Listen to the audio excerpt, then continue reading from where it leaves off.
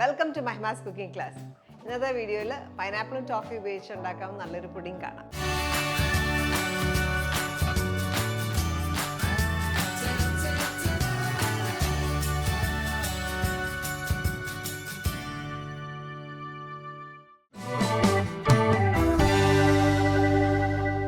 ഇപ്പോൾ pineapple toffee pudding ഉണ്ടാക്കാനായിട്ട് ആദ്യത്തെ സ്റ്റെപ്പ് എന്ന് പറഞ്ഞാൽ നമ്മൾ ബിസ്ക്കറ്റിൻ്റെ ഒരു ബേസ് കൊടുക്കും പുഡിങ്ങിൻ്റെ ടിന്നിൽ.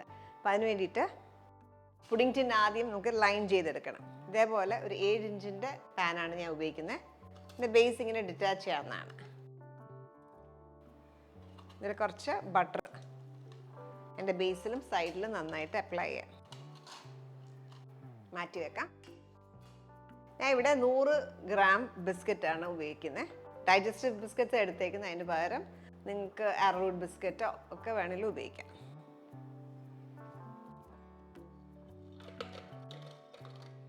അപ്പം ബിസ്ക്കറ്റ് ആദ്യം നമുക്ക് ഒരു ഫുഡ് പ്രോസസ്സറിലേക്കോ അല്ലെങ്കിൽ നിങ്ങൾക്ക് മിക്സി ജാറിലിട്ട് വേണമെങ്കിലും പൊടിച്ചെടുക്കാം.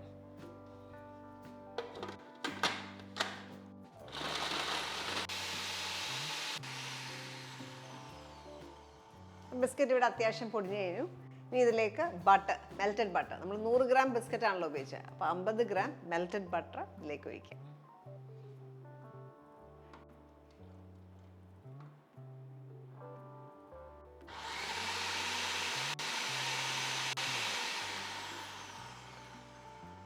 ഞാൻ ഉപയോഗിച്ചിരിക്കുന്ന അൺസോൾട്ടഡ് ബട്ടറാണ്. അൺസോൾട്ടഡ് ബട്ടർ ആയതുകൊണ്ട് ഒരു നുള്ള ഉപ്പും കൂടെ ഇതിനൊപ്പം ചേർക്കാം.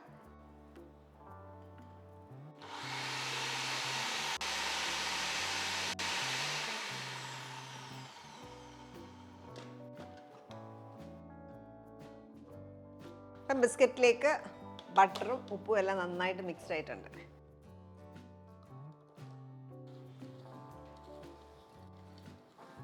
ഇപ്പം കണ്ട ബിസ്ക്കറ്റൊക്കെ നല്ല നന്ന മെൽറ്റഡ് ബട്ടർ വെച്ച് നല്ല നനന്ന പോലെ ആയിരിക്കുക. ഈ ഒരു പരുവ് നമുക്ക് വേണ്ടേ. നമ്മൾ ബട്ടർ തേച്ച് വെച്ചേക്കുന്ന ടിന്നിലേക്ക് ബിസ്ക്കറ്റ്സ് ഇടാം.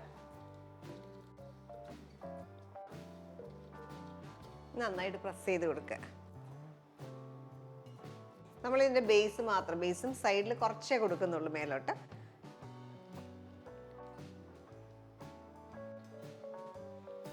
നമ്മൾ അടുത്ത ലെയർ ഉണ്ടാക്കുന്ന സമയം വരെ ഇത് ഫ്രിഡ്ജിൽ വെച്ച് സെറ്റ് ചെയ്യാം.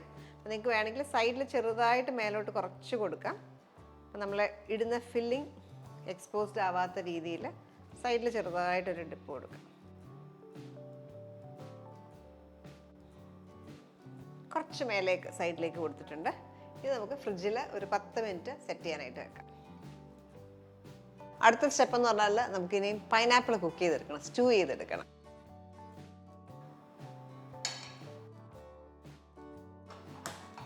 ഇവിടെ ഞാൻ ചോപ്പ് ചെയ്ത പൈനാപ്പിൾ ഒരു കപ്പാണ് എടുത്തേക്കുന്നത്. 1 കപ്പ്, ഏകദേശം ഒരു 175 ഗ്രാമോളം ഉണ്ട്. പിന്നെ ഒത്തിരി ചെറിയ പീസായിട്ടല്ല, ഈ ഒരു പരുവത്തിനാണ് കട്ട് ചെയ്തെടുത്തേക്കുന്നത്. ഇതിലേക്ക് 2 ടേബിൾ സ്പൂൺ പഞ്ചസാര ചേർത്ത് ഒന്ന് വിളയിച്ചെടുക്കാം, സ്റ്റൂ ചെയ്തെടുക്കാം.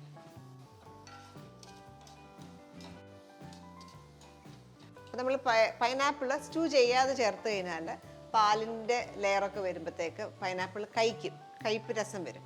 അത് അവോയ്ഡ് ചെയ്യാനായിട്ടാണ് നമ്മൾ സ്റ്റൂ ചെയ്തിട്ട് ചേർക്കുന്നത്. ഇവിടെ ഞാൻ 2 ടേബിൾ സ്പൂൺ ആണല്ലോ ചേർത്തേ. അപ്പോൾ നല്ല മധുരമുള്ള പൈനാപ്പിളൊക്കെ ആണെങ്കിൽ നിങ്ങൾക്ക് 1-1.5 ടേബിൾ സ്പൂണൊക്കെ ചേർത്താൽ മതിയാവും. അതേപോലെ ഭയങ്കര പുളിയുള്ളതാണെങ്കിൽ കൂടുതൽ അല്പം മധുരം ചേർക്കേണ്ടി വരും. നമ്മൾ നോക്കുന്നൊരു സ്റ്റേജ് ഈ വെള്ളം പറ്റി ഡ്രൈ ആയിട്ട് വരണം. അതുവരെ കുക്ക് ചെയ്യുക. ഞാൻ ഹൈ ഫ്ലെയിമിലാണ് കുക്ക് ചെയ്യുന്നത്. ഇവിടെ വെള്ളമൊക്കെ പറ്റി ഓഫ് ചെയ്യാം. ഓഫ് ചെയ്തിട്ട് ഈ പൈനാപ്പിൾ ഒന്ന് കൂളാവാനായിട്ട് വെയിറ്റ് ചെയ്യാം. പൈനാപ്പിൾ ഇവിടെ ചൂടാറി നമ്മൾ നേരത്തെ ഉണ്ടാക്കി വെച്ചേക്കുന്ന പുഡിങ്ങിൻ്റെ ബേസിൻ്റെ മേലേക്ക് ഇടാം, സ്പ്രെഡ് ചെയ്തിടാം.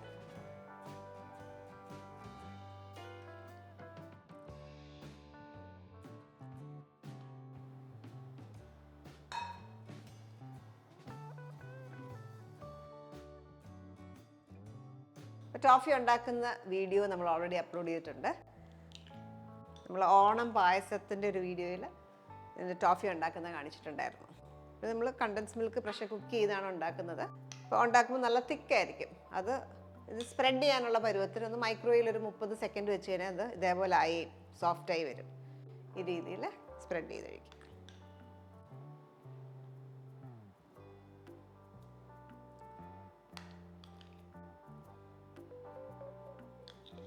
ഞാൻ 3 ടേബിൾ സ്പൂൺ എടുത്തേക്കുന്നത്. 3 ഹീപ്ഡ് ടേബിൾ സ്പൂൺ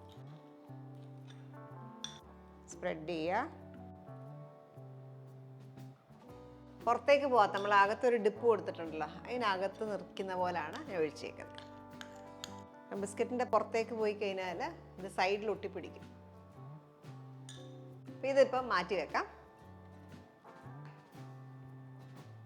അടുത്തായിട്ട് നമുക്ക് വിപ്പിംഗ് ക്രീം വിപ്പ് ചെയ്തെടുക്കണം. ഇപ്പോൾ ഇവിടെ എടുത്തേക്കുന്നത് 1/2 കപ്പ്. നമ്മുടെ സ്റ്റാൻഡേർഡ് മെഷറിംഗ് കപ്പിൽ 1/2 കപ്പ് വിപ്പിംഗ് ക്രീം എടുത്തേക്കുന്നത്. 125 ml. ഇതിലേക്ക് 1 ടേബിൾ സ്പൂൺ കണ്ടൻസ് മിൽക്ക് ചേർക്കാം.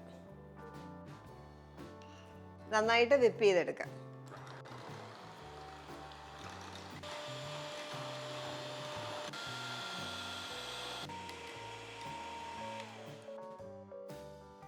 അപ്പോൾ സോഫ്റ്റ് പീക്സ് ആകുന്ന വരെ നമ്മൾ ബീറ്റ് ചെയ്തു. ഇനി ഇതിലേക്ക് ഇച്ചിരി തേങ്ങ ചേർക്കണം. ഡെസിക്കേറ്റഡ് കോക്കനട്ട് ചേർക്കണം. ഇത് വെള്ളം കളഞ്ഞ് നമുക്കിനി വാങ്ങിക്കാൻ കിട്ടും. ഇത് ഇല്ല എങ്കിൽ നിങ്ങൾക്ക് നിങ്ങളുടെ കയ്യിൽ ഫ്രഷ് തേങ്ങ ഉള്ളതെങ്കിൽ അത് നമ്മൾ തവയിൽ വെച്ച് ചെറുതായിട്ട് ചൂടാക്കി നിറം മാറാതെ വെള്ളം കളഞ്ഞ് ഡ്രൈ ആക്കി എടുത്താലും നമുക്ക് ഉപയോഗിക്കാം. ഇത് ഒരു 1.5 ടേബിൾ സ്പൂൺ ഇവിടെ ചേർക്കാം.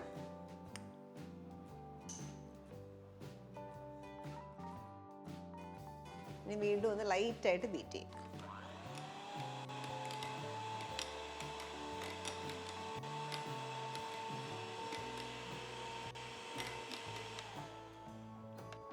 ഇതിലേക്ക് സ്പ്രെഡ് ചെയ്യാം.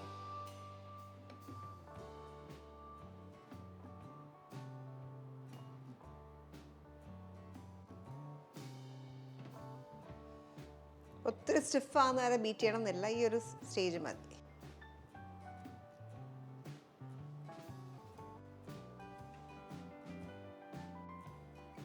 ഒരു ടെക്സ്ചർ കൊടുക്കാനായിട്ട് ഇതേപോലെ ഒന്ന് ലിഫ്റ്റ് ചെയ്ത് കൊടുക്കുക.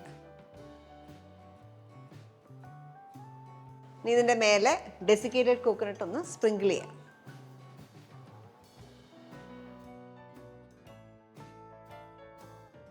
ഈ ഒരു ഡെസേർട്ട് നല്ലതായിട്ട് സെറ്റ് ആകുന്ന വരെ ഫ്രിഡ്ജിൽ വെക്കുക. ഒരു 3 to 4 hours ഫ്രിഡ്ജിൽ വെച്ചിട്ട് ഉപയോഗിക്കാം. അപ്പം നമ്മൾ ഡെസേർട്ട് ഒരു 4-5 മണിക്കൂർ ചില്ല് ചെയ്ത ശേഷമാണ് ഒരു കപ്പിൻ്റെയോ ഗ്ലാസിൻ്റെയോ പുറത്ത് വെച്ചിട്ട് ഇതെടുക്കാം. താഴേക്ക് പ്രസ് ചെയ്യുക.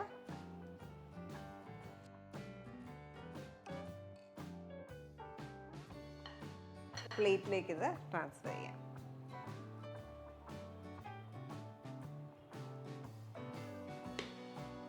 ഒരു 8 പേർക്കൊക്കെ കഴിക്കാൻ പറ്റിയൊരു ക്വാണ്ടിറ്റിയാണ് നമ്മൾ ഉണ്ടാക്കിയിരിക്കുന്നത്. ഇത് സ്ലൈസ് ചെയ്ത് കാണിക്കാം.